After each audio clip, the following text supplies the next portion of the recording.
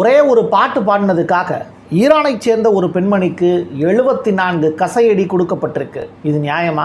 Netanyahu மறுபடியும் தேர்தலில் போட்டியிடுவதற்கு தடை விதிக்கப்பட்டுள்ளதா? இது தொடர்பாக அந்நாட்டினுடைய செய்தி சேனல் வெளியிட்டு இருக்கக்கூடிய முக்கியமான அறிவிப்பு என்ன? லெபனானில் மறுபடியும் தாக்குதலை தொடங்கி இருக்கக்கூடிய இஸ்ரேலை கண்டித்து ஐக்கிய நாடுகள் சபை தெரிவித்துள்ள கருத்து என்ன? ஈரானுடனான அணுசக்தி தொடர்பான பேச்சுவார்த்தைகளை நடத்துவது தொடர்பாக ட்ரம்பினுடைய தூதர்கள் இப்போ சுவிட்சர்லாந்து போயிருக்காங்க. ஈரான் சைடில் இருந்து யார் போயிருக்கா? டீட்டெயிலாக பேசுவோமா? வாங்க பார்க்கலாம் உறவுகளே. இது பிரசாத் சிக்னேச்சர். உங்களுடைய தொழில் சம்பந்தமான விளம்பரங்களை நமது சேனலில் ஒளிபரப்ப உங்களுக்கான அருமையான வாய்ப்பு.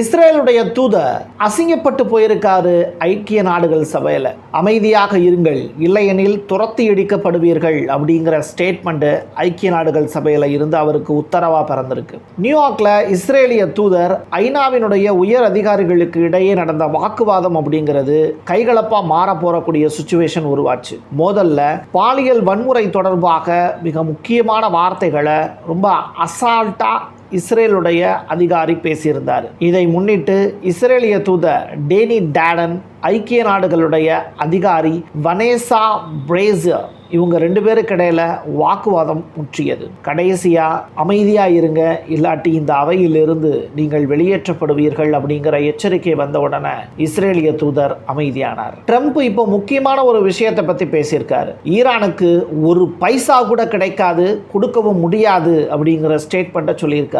டெஹ்ரானுடைய நிலை முடிவுக்கு வந்து விட்டதாகவும் அவர் ஸ்டேட்மெண்ட் சொல்லியிருக்காரு. 14 அம்ச புரிந்துணர்வு ஒப்பந்தத்தில் கையெழுத்திட்ட பிறகு ட்ரம்ப் கிட்ட இருந்து இந்த ஸ்டேட்மெண்ட் வந்திருக்கு. இஸ்ரேலுக்கு மட்டுமே முழுமையான ஆதரவு அப்படிங்கிற நிலைப்பாட்டில் இருந்து ட்ரம்பால வெளியில வர முடியல. மாறாக பராக் ஒபாமா அதிகமான அளவில் நிதியை 2018க்கு முன்னாடியே ஈரானுக்கு கொடுத்ததாக புகார் தெரிவித்திருக்காரு ட்ரம்ப் அவர்கள். அதே ஒரு தவிர மறுபடியும் நான் செய்ய மாட்டேன் அப்படிங்கிறதுல ட்ரம்ப் தெளிவா இருக்காரு. கடந்த 4 நாட்கள்ல மட்டும் ஈரான் $1.6 பில்லியன் மதிப்பிலான எண்ணெயை ஏற்றுமதி பண்ணியிருக்காங்க.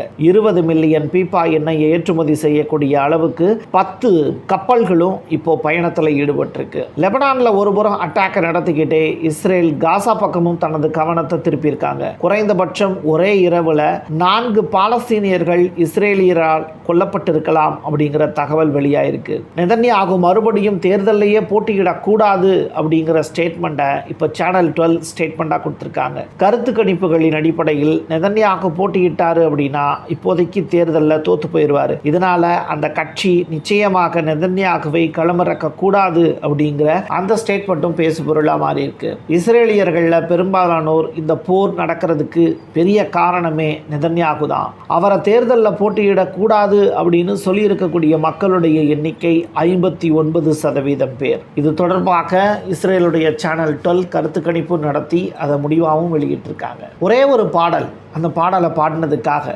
74 கசையடி வாங்கியிருக்காங்க ஒரு பெண். ஈரான் நாட்டை சேர்ந்த பரசு அஹ்மதி அப்படிங்கிற 29 வயது மதிக்கத்தக்க பெண் தனது யூடியூப் சேனல்ல இசாப் போடாம தேசப்பற்று பாடல் ஒன்றை பாடியிருக்காங்க. அவருக்கு 74 கசையடிகளும் 2 ஆண்டுகள் வெளிநாடு செல்வதற்கும் கலை நிகழ்ச்சிகள் பங்கேற்பதற்கும் அவருக்கு தடை விதிச்சிருக்காங்க. இது தொடர்பாக கும் அப்படிங்கிற அந்த மாகாணத்தினுடைய நீதிமன்றம் பிறப்பித்திருக்கக்கூடிய உத்தரவு தான் இது. லெபனான் மீதான இஸ்ரேலிய தாக்குதலுக்கு பதிலடியாக ஸ்டேட் ஆஃப் ஹமாஸை மூட போறதா ஐஆர்ஜிசி அறிவிச்சிருக்கிற மாதிரியான ஒரு செய்தி ஒன்று பரவிக்கிட்டு இருக்கு. ஆனா ஈரான் இதை மறுத்திருக்காங்க. ஸ்டேட் ஆஃப் ஹமாஸ் ஓப்பன்ல தான் இருக்கு.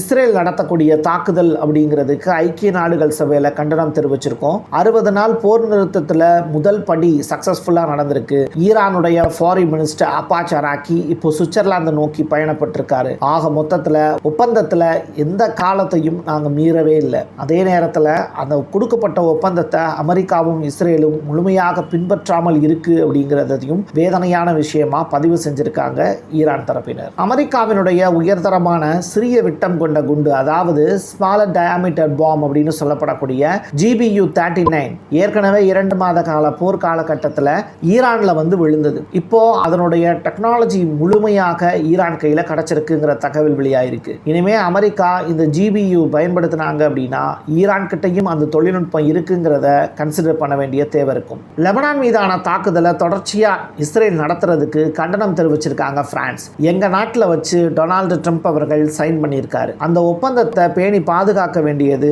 ட்ரம்பினுடைய கடமை. அதனால இஸ்ரேலிய பிரதமர் நெதன்யாகுவுக்கு அவர் அழுத்தம் கொடுக்கணும் அப்படிங்கிற ஸ்டேட்மெண்ட்டையும் பிரான்ஸ் தரப்புல இருந்து செய்தியா பதிவு செஞ்சிருக்காங்க. நேட்டோ ரஷ்யா மோதல்ல அணு ஆயுத பயன்பாடு வேகமாக அதிகரிக்கக்கூடும் அப்படின்னு ரஷ்யாவினுடைய ஃபாரின் மினிஸ்டர் லாவ்ரோவ் அவர்கள் எச்சரிக்கை விடுத்திருக்காரு. நேட்டோவினுடைய உறுப்பு நாடுகளுக்கு தனது அணு ஆயுத பாதுகாப்பை விரிவுபடுத்தக்கூடிய பிரான்சினுடைய முன்மொழிவு குறித்த ரகசிய தகவல் ஒன்று ரஷ்யாவுக்கு கிடைச்சிருக்கிறதா அவர் செய்தி வெளியிட்டிருக்காரு. எங்களுடைய அணு ஆயுதம் ஒட்டுமொத்த நேட்டோவையும் அழிக்க வல்லது அப்படிங்கிற ஸ்டேட்மெண்ட்டும் இப்போ ரஷ்யா சைடில் இருந்து நேட்டோ நாடுகளுக்கு எச்சரிக்கையாக பறந்திருக்கு. இஸ்ரேலுடைய பாதுகாப்புத்துறை அமைச்சர் பென் கவீர் இப்போ ஸ்டேட்மெண்ட் கொடுத்திருக்காரு. ஒரு இஸ்ரேலிய தாயின் ஒவ்வொரு கண்ணீர் துளிக்கும் ஈடாக 1000 லெபனான் தாய்மார்கள் கண்ணீர் சிந்த வேண்டியதே நியாயமான விஷயம். ஒட்டுமொத்த லெபனானையும் எரிய வேண்டும், நாங்கள் எரிப்போம் அப்படிங்கிற ஸ்டேட்மெண்ட்டை சொல்லியிருக்காரு. இது உலக நாடுகள் இடையில மிகப்பெரிய அளவிலான அச்சத்தை ஏற்படுத்தியிருக்கு. இந்த ஆளு 3வது உலகப் போருக்கு காரணமாக சில வார்த்தைகளை பதிவு செய்யறான். இவனை கொஞ்சம் வாய மூடிட்டு அமைதியா இருக்க சொல்லுங்கடா அப்படின்னு தான் இப்போ சொல்ல தோணுது. ஹயர் இ ரேயல் அப்படிங்கிற அரசோடு தொடர்புடைய ஒரு மத பாடகர் அமெரிக்காவுடனான ஒப்பந்தம் தொடர்பாக ஈரானுடைய உச்ச தலைவர் முஸ்தபா கமினி விதித்த நிபந்தனைகள் நிறைவேற்றப்படாவிட்டால் ஜனாதிபதி மசூத் பெசஸ்கியானுக்கு மரண அச்சுறுத்தல் இருப்பதாக அவர் எச்சரிக்கை விடுத்திருக்கார். இவர் யாரு அப்படின்னு சொல்லி நெட்ல தேடி பார்த்தோம் அப்படின்னா, ஈரானில் மத்தாக்கள் அப்படின்னு அழைக்கப்படக்கூடிய கலைஞர்கள் இருக்காங்க. ஷியா பிரிவுக்கான சடங்குகளில் துக்க பாடல்கள் பாடுறது இவங்க தான். துவா ஓதுபவர்களும் இவங்களாகத்தான் இருக்காங்க. அந்த வகையில் ஈரான் இன்டர்நேஷனல் பத்திரிகையினுடைய தலையங்க குழு உறுப்பினரான கம்யார் பெங்ராங் இது தொடர்பாக ஒரு முக்கியமான விஷயத்தை பதிவு செஞ்சிருக்காங்க. வெறும் இரங்கற்பா வாசிக்கக்கூடிய ஓதுபவர்கள் மட்டுமல்ல, இவர்கள் புரட்சிகர பாதுகாப்பு படையைச் சேர்ந்த நிறுவனங்களுடன் தொடர்புடைய முக்கியமான அங்கத்தினர். அப்படிப்பட்டவங்க பெஜஸ்கியானுக்கு எதிராக பேசியிருக்காங்கன்னா ஈரானுடைய பிரசிடென்ட்டுக்கே ஈரானில் பாதுகாப்பு இல்லைங்கிறது தெளிவாக தெரியுது. என் கையெழுத்து என் மக்களுக்கானது உறவுகளே. மீண்டும் ஒரு பதிவில் சந்திக்கலாம். நன்றி, வணக்கம். உங்களுடைய தொழில் சம்பந்தமான விளம்பரங்களை நமது சேனலில் ஒளிபரப்ப உங்களுக்கான அருமையான வாய்ப்பு.